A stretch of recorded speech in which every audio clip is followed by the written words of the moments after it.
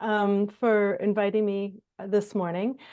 As you mentioned, I am a coordinator for assistive technology to help those that are disabled and seniors to age independently at home. That is our mission, to keep people aging in place as long as possible. Because as you know, as people age, they kind of want to stay at home. They don't really want to leave their home if possible.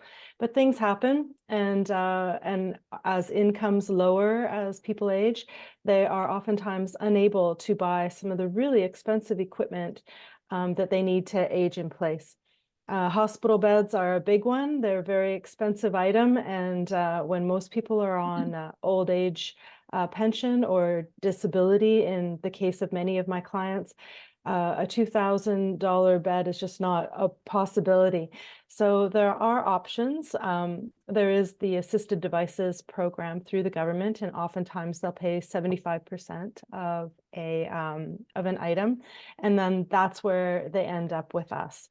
ILS is one of the oldest charities running in Simcoe County. It started in the early 70s by, they actually built a home for those with disabilities to live together. And although they're not in the real estate business anymore, but we still do service people with disabilities and elders. We have three main programs. One of them is a caregiving program, and we have PSWs that go out to homes and help people. We have a homemaking program as well, where obviously we help tidy up and do small jobs like that. We just launched a new program actually just about a month ago, and it's a maintenance program. We're finding a lot of people that are aging at home are unable to get on ladders and chairs to change light bulbs and batteries and do small repairs around the house, eaves troughs and window cleaning, that kind of thing.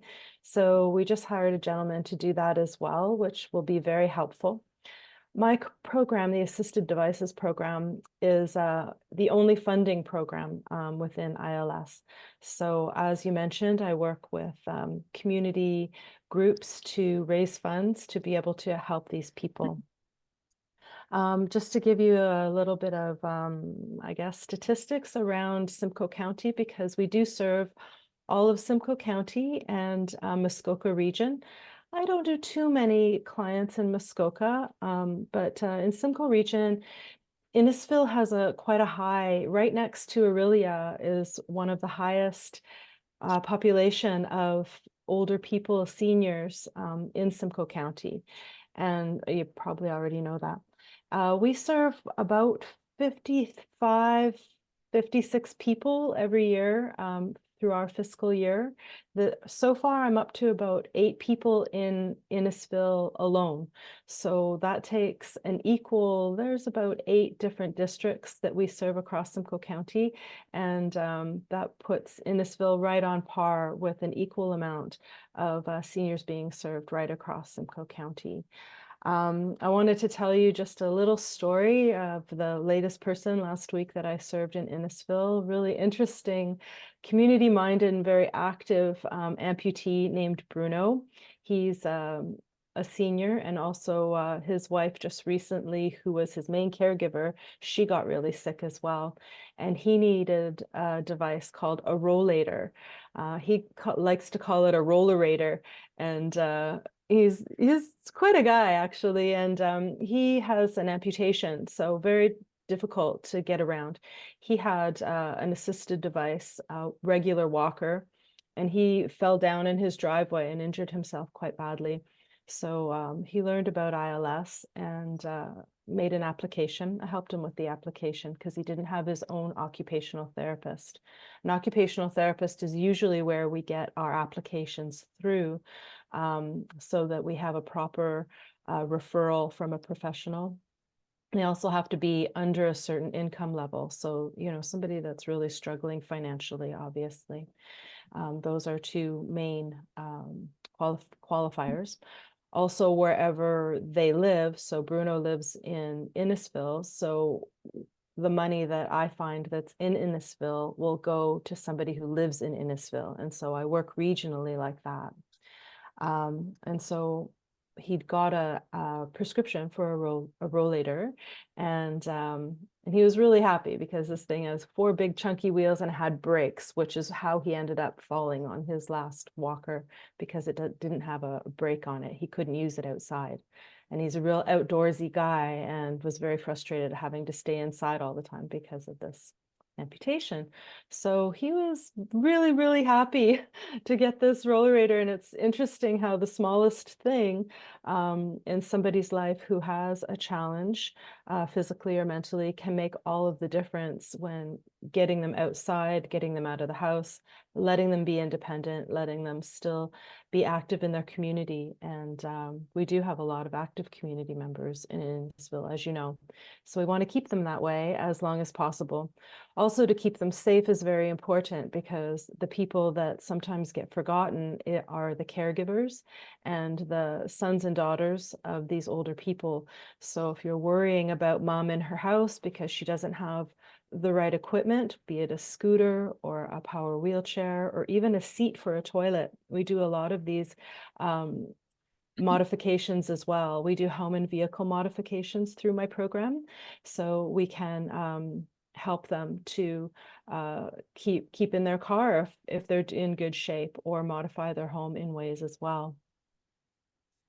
I think, I'm not sure. Did anybody have any questions about what I do or about ILS?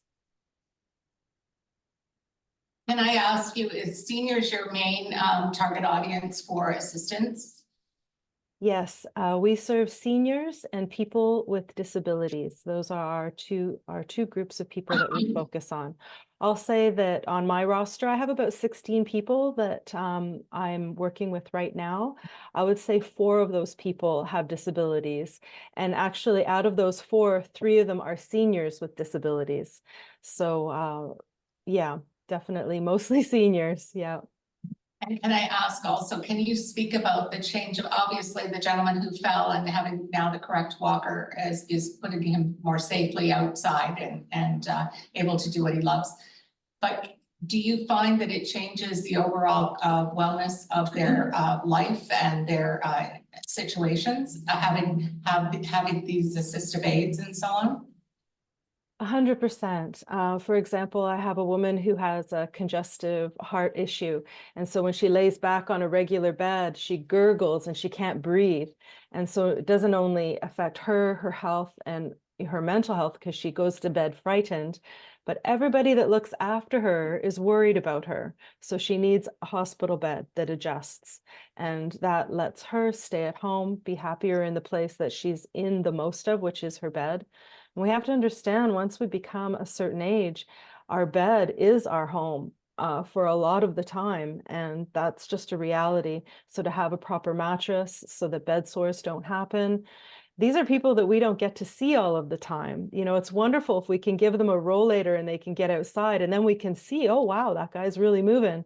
But a lot of these are there are moms, our dads, our grandparents, and they don't get out. So the more we can make their homes comfortable in the places that they're in and mobile in, functional, the safer they'll be, and the safer we'll be. I don't know, probably everyone in this room has had somebody in their life that they've worried about at home, that they might fall out of bed, that, you know, they're not getting around properly, they're not eating properly. So that's when they would call ILS, get PSW on the site, get somebody cleaning up their house. If they need a mobility device, we'll help them with that. So it's sort of a well-rounded program that we've been running. Thank you. Thank you. Holly, sorry. Do you get any government funding, or is anything through fundraising? I'm sorry, can you repeat that? Do you get any government funding? Yes, thank you for asking. That's an important question. So what I want to say is that our wages are funded through the Ministry of Health, and all of the other programs are also funded through the ministry and other organizations. The program that I run is a bit anomalous. So my wage is funded by the Ministry of Health. But so that means that all of the donations that I get in the community, 100% of those dollars go toward that device. So for example, 100 Men Who Give a Damn is one of the Innisfil groups that contributes to our centralized funding pool. And that's something actually I didn't mention. And so they gave a small chunk of money to our centralized funding pool, say, I think it was $500. And with that $500, I can put 50 of it toward one person's thing and 100 towards one person's thing. And so I think out of that $500, I served 6 people in Innisfil, which was great. So we take little chunks. And then what happens is 100% of that money goes directly to the vendor that's providing that assistive device. So that's the centralized funding pool. There are a couple of other Innisfil groups that also, you should know, contribute to this pool, because sometimes people want to put a chunk of money into a pool that we manage. That way, if somebody needs something right away, I can take little pieces from each of the pools and get it done right away.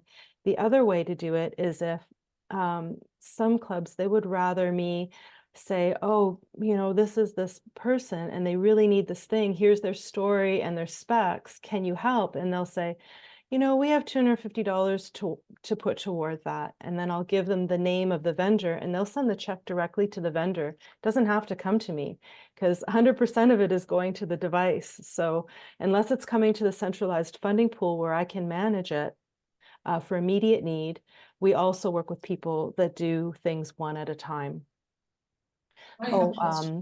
The Community Foundation of Innisfil participates in our centralized funding pool, and Innisfil Lions Club also participates in the centralized funding pool. Those are the 3 people we have in Innisfil so far.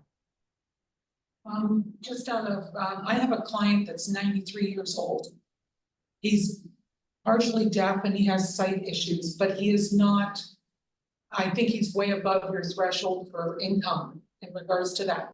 Do you help still in seeing what kind of tools that they need to have, even though they would pay for it themselves? Thanks for that question. That's a good one.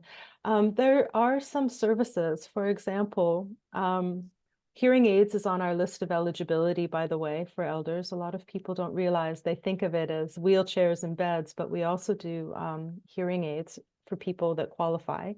Our one program, the new one, the maintenance program, for example, if he is impaired with his eyes and ears, maybe he can't change that buzzing that you get when your fire alarm isn't working properly or something like that. He could call us. We have a scale with that program. So it doesn't matter how much you make, but you might have to pay a little bit. So people with low income pay nothing. If they have another income bracket, they pay 20% of a regular thing. Even paying 100% is still less than calling a company to do it for you. What about computer programs? Assisted computer programs? Yeah, sometimes because I'm the person that people call for referral services, if they needed help with learning about the computer, there are actually a number of community sources, and some of them are through the library, actually, that will go in and help people navigate the internet if they need to. Well, it's more like Dragon Dictate or something like that, where you need to have programs on your computer, not so much to train some. Yeah, what I would do if he called me or somebody, his caregiver called me, is I would probably research the Sight Impairment Foundation. I don't know what it's called off the top of my head, but people that work with sight impaired will have resources for those that need dictation. Perfect, thank you. Tracy, you had a question. Sorry, Anne, go ahead. I just wanted to ask, you mentioned your centralized funding pool that you work out of. Do you also take donations of assistive devices if people need them? And if so, how does that happen? Actually, thanks for mentioning that, because I completely forgot to mention. We do have a website that we've had running for a number of years now. It's called goquipit.ca. And it's sort of like a Kijiji for assistive devices, where people can list what they've got if they're finished with it, because eventually people do finish with their devices before they run out of steam. And and then people can pick them up either for free or if they want to sell them. We don't have any storage space for people to drop off things is the thing. And also it's a bit of a liability because we don't have anybody on site to say, yes, that's a safe bed for somebody, or yes, that's a safe walker for somebody. And you really need somebody to take a look at the equipment to make sure it's safe enough to go into somebody else's home. So that's why we started the Go Quip It website, so that people could kind of arrange it between themselves. That's huge. But oftentimes, I'll tell you, I don't know what it is, but for example, a woman called me and she said, you know, my mother no longer needs this stair glide, which is a little chair that goes up the stairs, right? And she doesn't need it anymore. We paid a fortune for this thing, you know. I thought, she doesn't know the internet. She couldn't post it on Quip It. And the very next day, somebody called me and said, my mother really needs a stair glide. And I just connected them. I said, okay, well, she's got one, she wants one. Call each other. And I'll say over the last year, that's happened 4 or 5 times where just the right thing has come. One was a scooter. The Vipassana Center was donating their electric scooter, and a woman needed one that I was working with for another mobility device. And so he just went and dropped it off at her place. So synchronicities do happen when you're working. You know, people are always calling. So I hope that answers your question.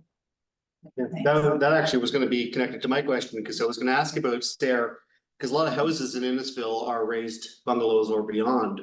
So, you know, when somebody's still capable of living in their home, but perhaps they might need a little bit of assistance going upstairs, they might need like a stair climber like that. We have one in our house, when our grandfather, and every time we have a guest, they're always looking at it, especially if they've got a family member who's got some kind of a disability. They always ask, where did you get that? So do you help people acquire those? Like, yes, yeah, that's on our list. It's on our eligibility list.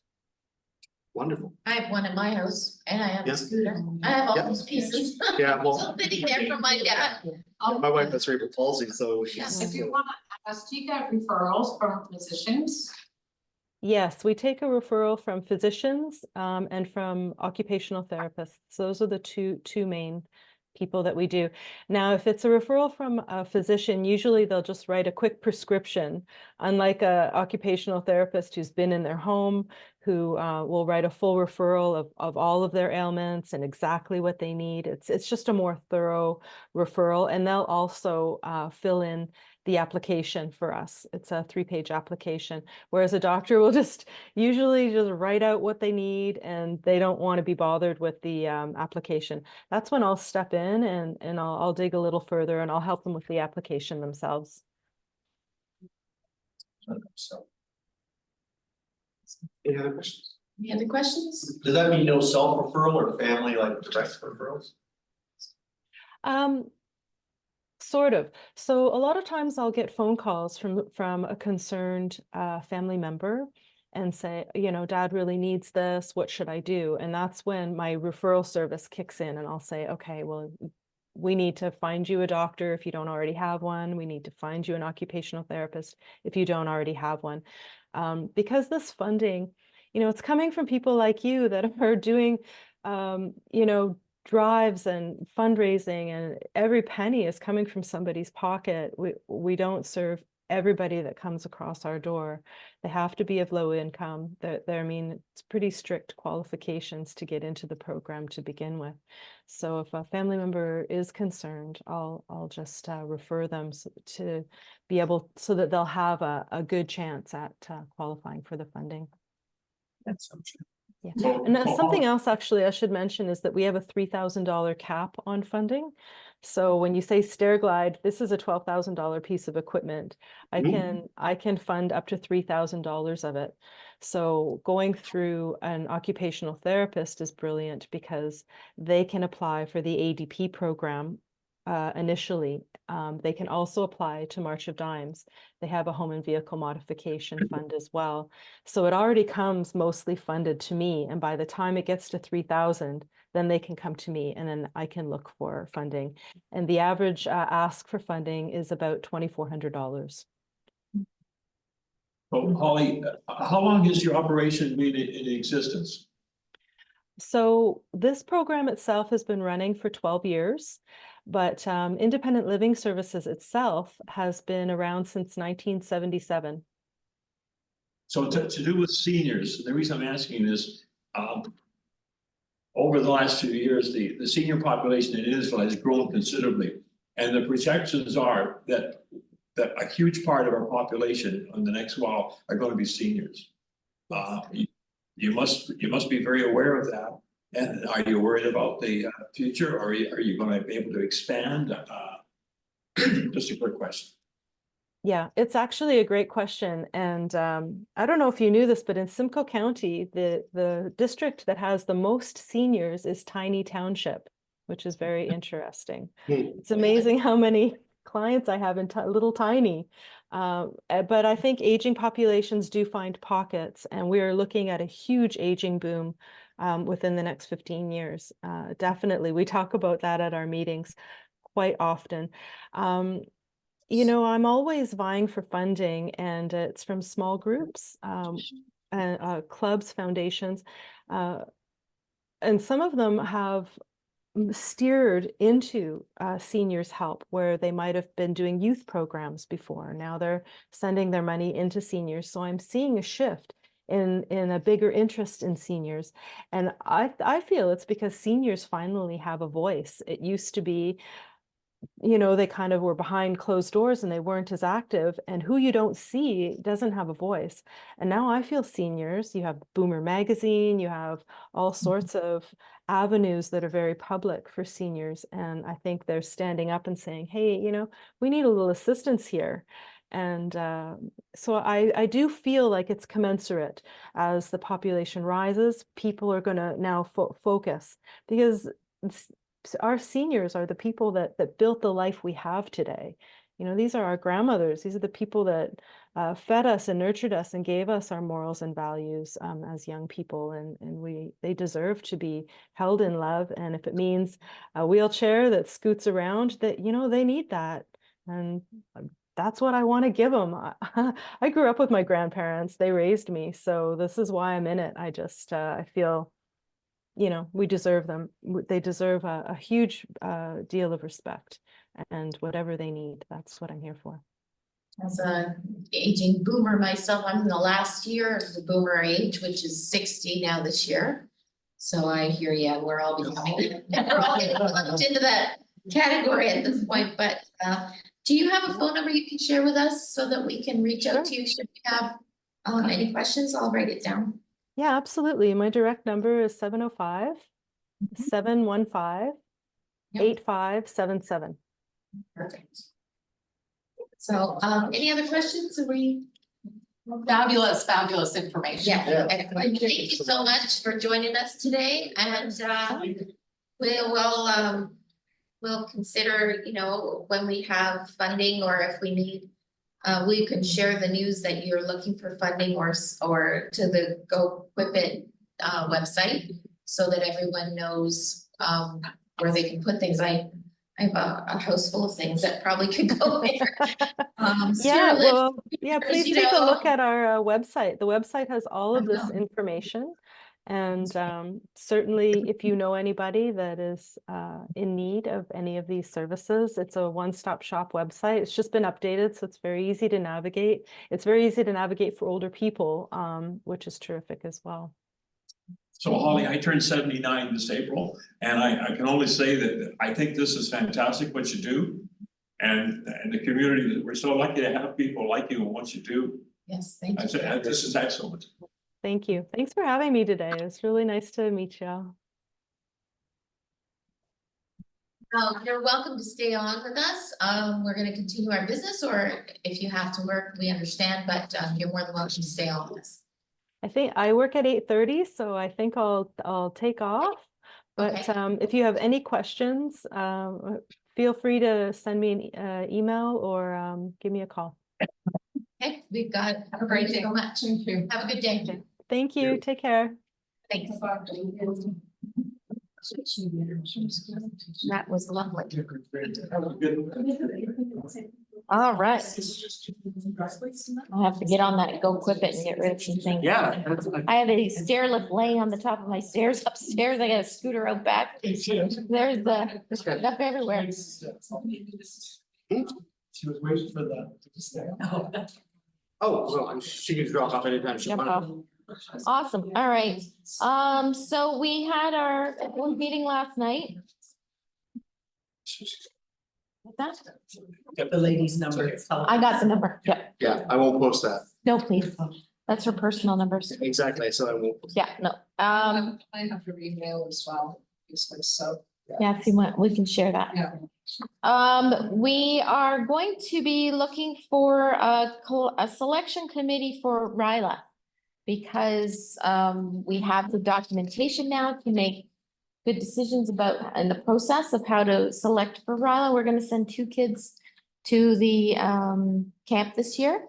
And so anyone who'd like to volunteer for that selection committee can reach out to me, or I'll send an email out asking for volunteers for that. It's not till the fall, but we will start to do the process so that we can get ahead of it before the time flies, because once you before school breaks, it's a good idea. Yeah, so before June, we need to get that out to them and make sure that happens. So that's something to put in your Could I- back of your mind. Could Yeah. you recommend or ask that those members become part of the next gen committee? Because that's one thing is. Yeah. No committee, that normally that would be under the auspices of the next gen. It would be, yes. So, and that's why we're throwing it out there. So if anyone would like to join that, to make that committee stronger and to, get the selection committee in place, that would be great. I'll mention that food drive for the cereal. That's great.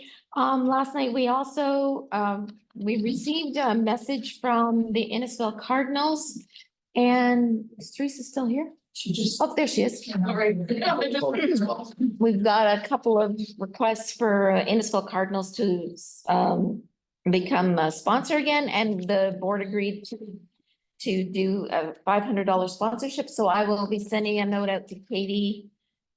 Katie Martin is the one that reached out to me, and I'll let her know that she can send me a form to do the process, and we'll send the money to her. Well, I'd like to do a presentation. We did that last year. Sure.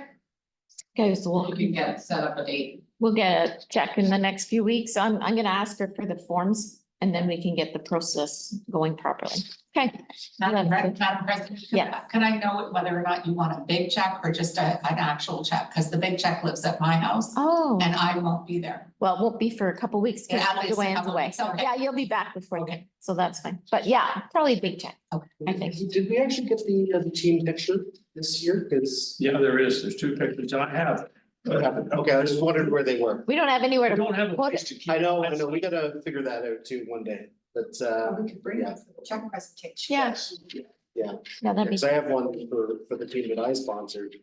Good for us to find a space we can actually put that up. we also received a lovely thank you from the Women and Children's Shelter of Barrie, thanking us for a generous donation to school snacks. And they cannot express how important our support is, so we can send that around so everybody can have a look at it. So here's, see that they sent, and they sent some pictures of a full cart full of stuff that they had, so that's lovely to keep that process going. Can I just tell you too, that I delivered those. Yeah. Their cupboards were bare that day. Oh, And that just happened that was the day I delivered them. And they had absolutely nothing to give to the children to take to school in their lunch other than their sandwich. Like they make them sandwiches, but they had no granola bars and no fruit cups and no any of those things. So it's one of the groups that I'm always touched by it, and it's one of my chosen charities. Mhm. But on a personal level, but to think of a child bringing a sandwich to school and all the other kids have all those other things that, not that every kid needs to have what other kids have, but to not have a granola bar, not have a juice box, they had a sandwich, because that's all the funding they had that day was to be able to do it. And so the one gal who's there all the time, she just was tear-filled eyes. And so I think that it's too bad we don't all get to have that impact. But I truly was heart touched by it, and I have a cold, dead heart. good to know. Oh, you know that. I went to school with my lunchtime with my grandkids this time. And we paid money to have lunch with them, and they have a full cafeteria in a public school. And I didn't have that when I was in public school. Do we have that here even now? So they can go if they're late for the bus and or if they get on the bus and they go to school, like my son and his wife, of course, pay for their food allowance, and they get a number. And they go through the cafeteria and they can get whatever they want. There's fruit, there's cereal, there's, milk boxes. They always have chocolate milk because that's what you get when you're not getting watched from mom and dad. And they can have a full breakfast in the morning, and then at lunch, they go and they line up and they have their full lunch as well. And I'm like, where is this? And if the kids, apparently there's enough in each child who that they pay for their own lunch. There's a little bit left over that will pay for a child who can't afford to. So there isn't a child who won't get fed in that school. And I thought, that's how you do that, because it's amazing that these children are going to school and they're getting fed.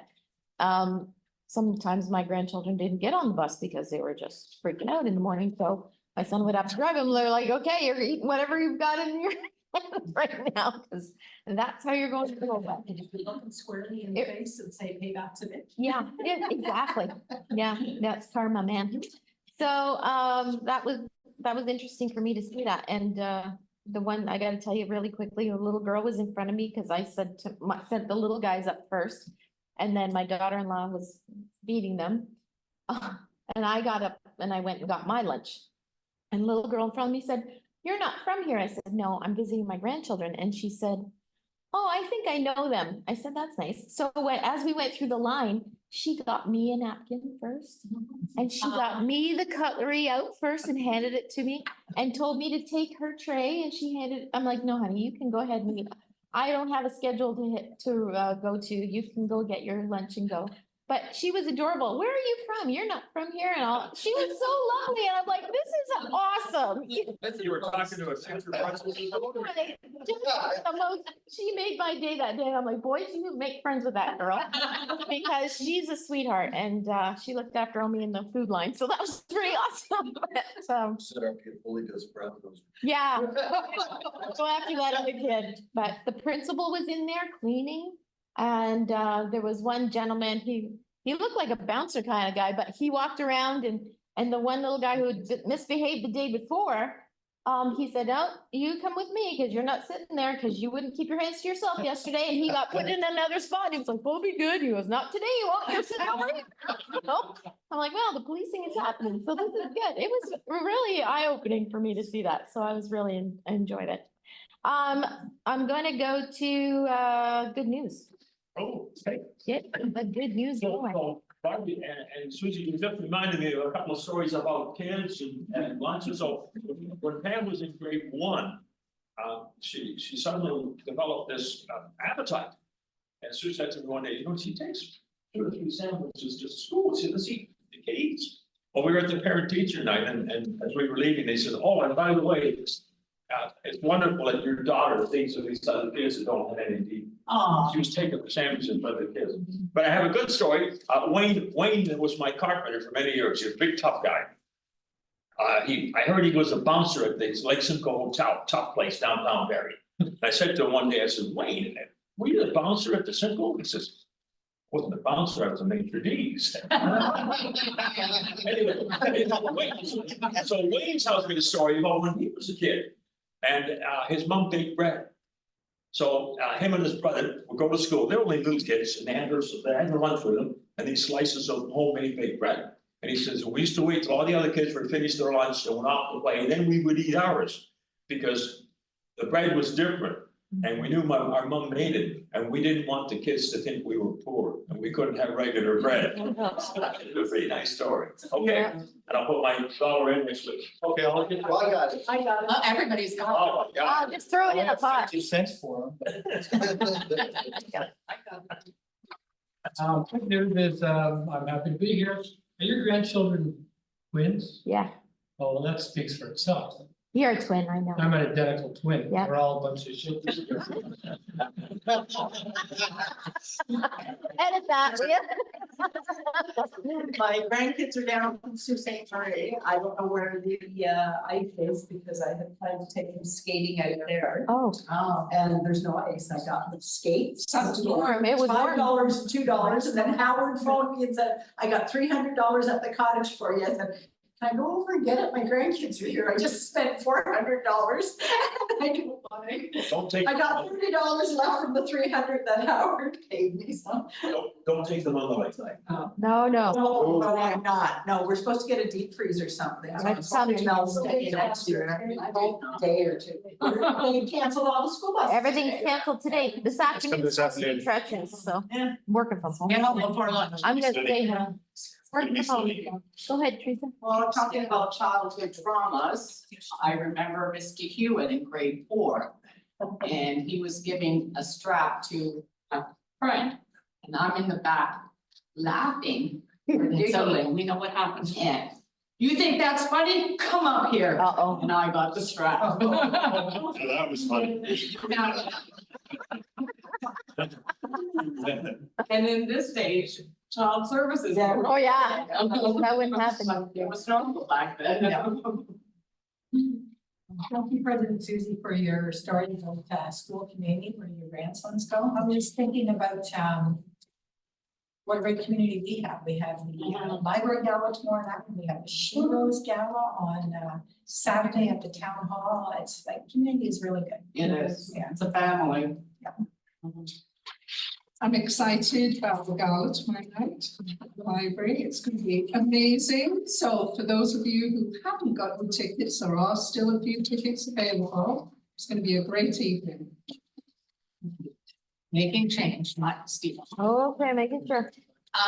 My good news is I'm starting my holidays, but the other good news is that I'm gonna go to the gala and then run home and go to sleep and get up early and go to the airport. And then when I come home, I'm going to sleep for about 3 hours and then go to the St. Patrick's Day party at Liberty North. And so, like, if you see Warren and he seems impaired somehow. He's It's still on because he is. Cuba time. How many girls did you collect? How many? Oh, I think about 30. Wow. Yes. So you fellas ask your wives and stuff, save them up for next year. Oh, I got some for you. Yeah, they don't have a baggage space I didn't think you had any left, so I'll wait till next year. next. Can you imagine? They don't go bad. That's an egg boy. Just happy to be here. So I'm reading this book called The Blue Zone. On the Blue Zone, it's they did a Netflix documentary about it. One of the key things about longevity, one of the most important things was not just diet and lifestyle, but their sense of community is what extended their lives. Is that Wayne Kopakowski? Kapatowski, big, it's strong. Well, Jimmy, the Smith fellow down the street from me, is a real character. I used Wow. to see him at the Simcoe because that was, we used to call it the sub branch when I worked at 53 Bayfield Street World Bank. Yeah, And it was right next door and we shared the parking lot and we used to see him. a wonderful guy, but Nice guy. one of the toughest guys I've ever knew. Little Ford Ranger truck. Oh, yeah, right town. I'm happy to be here. The weather's gonna be crazy this afternoon, so we'll be careful. I didn't get into it last week, so thank you for that. I unfortunately was never on the receiving end of being bullied. But the only thing that happened was that I would get picked on for certain things. And sometimes, for instance, I would go to, we had an ice rink in the back of Frenchman's Bay Public School in Pickering. And I would go skating there. So I would take my skates, my boots, and I would just, take your skates off at that time. And the teacher, or not the teacher, one of the students came out and he grabbed my boots. So when I finally wanted to go home, I couldn't because I couldn't, and we didn't have phones back then, you know, mom and dad or whatever. And so I had my skates on and I'm going into the school trying to find somebody to find this kid that's taking my boots. And they gave me shit for having my skates on. Right? And I was like, so-and-so's taking my boots. And so the teacher, or not the teacher, the vice principal sat both of us down. And he's putting that strap in between the two of us, doing like this. as if I was in the wrong, but because I was in the skate, so sometimes it's inadvertently that you get bullied in a way that's not, but that strap scared the crap. Okay, so.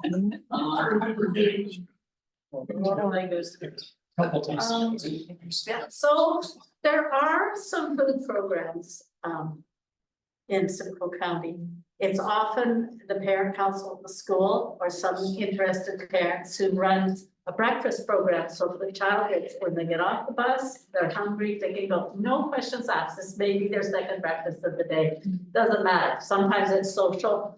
And I remember one little girl, she was not getting enough to eat. And I saw her leaving breakfast program one day and she still had a banana and so and half a bagel or something, you know, and she was just so happy. So that sort of thing is really good. And I worked at Cookstown for 17 years. And we did have a program of sandwiches at the office. Was a cheese sandwich, but if you're hungry, you could go and ask for that. Then we started to have pizza, leftover pizza slices put in the freezer and then get it microwave. Well, weren't there certain ones who figured out they wanted pizza more than their lunch? So, you know, there had to be some sort of monitoring program that happened to know you were here for pizza yesterday. Yeah, we know your mom sent you a lunch, but it's just interesting stories about people and how they are. And we have enough food in Canada so we can make sure people get it. Yeah, that makes you. More than like to be here. I don't think anybody else is online. So for me, I'll start with good news. Nate is now officially better traveled than I am. So they landed in the UK. They took the channel to France. He's gone to Paris. He's gone to the Louvre. He's seen the Mona Lisa. Then last I heard they're on a train to Berlin. And they're going to be going to Prague. And Awesome. so yeah, it's. Is this a school thing? No, my sister-in-law made it his graduation gift. Nice. So. That's a late sister-in-law. It's 2 weeks and sorry, the sad news, well, so everybody knows about Deborah Mainville. Yes. Celebration of Life has been scheduled for her May the 4th at the Legion. So from 1 to 4 p.m. will be a celebration of life for her. So I don't know if there's anything happening in between. Like I put the request out, like. She was a big Star Wars fan, so that's why they chose that date. Oh, maybe. I didn't know that part yet. So, My granddaughter's birthday. yeah, I'm supposed to be seeing Dennis probably tomorrow to help him with something. So I'll find it if there's going to be a funeral beforehand or anything like that. Because usually they don't usually wait that long. But so she might have just a private funeral. But did we decide on? Yes, we're gonna. Gift, I think was Polio Plus. We're sending a card and making a donation in Polio Plus in her name. okay. In their name. Yeah. Okay. Awesome round. Janet, do you have any? So the history of the Rotarian magazine. Rotarian magazine was founded in 1911 by Rotary International founder Paul Harris, Secretary Chesley R. Perry. The magazine was initially intended to share information with a growing number of Rotarians, but as the organization expanded globally, it became a platform to highlight Rotary's work and mission. The magazine has covered a wide range of topics over the years, including business ethics, character development, membership growth, the effects of war. It also has featured contributions from well-known critics, authors, artists, and photographers. Today, more than half of the Rotarians worldwide receive a regional magazine instead of the Rotarian. The Rotary World magazine publishes more than 30 officially licensed Rotary regional magazines, which are produced independently by Rotarians and distributed in more than 130 countries in more than 20 languages. The Rotarian magazine has played an important role in connecting Rotarians around the world and sharing the stories of their service projects and impact.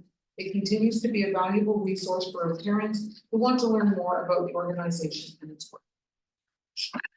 President Susie, Janet just reminded me that I only have received one profile of our Rotary Club members. Okay. And if you could email it to me, and if you would be kind enough to maybe include a photo of you at an event or something, I can use that because visual always brings people to the words. And so Teresa's the only one who sent hers, Well so. done, Teresa. Yeah. Nicely done. So brownie points for Teresa. We will- I think once points. We'll get after And that. it was posted, yeah. And that's thanks. 50-50. 50-50.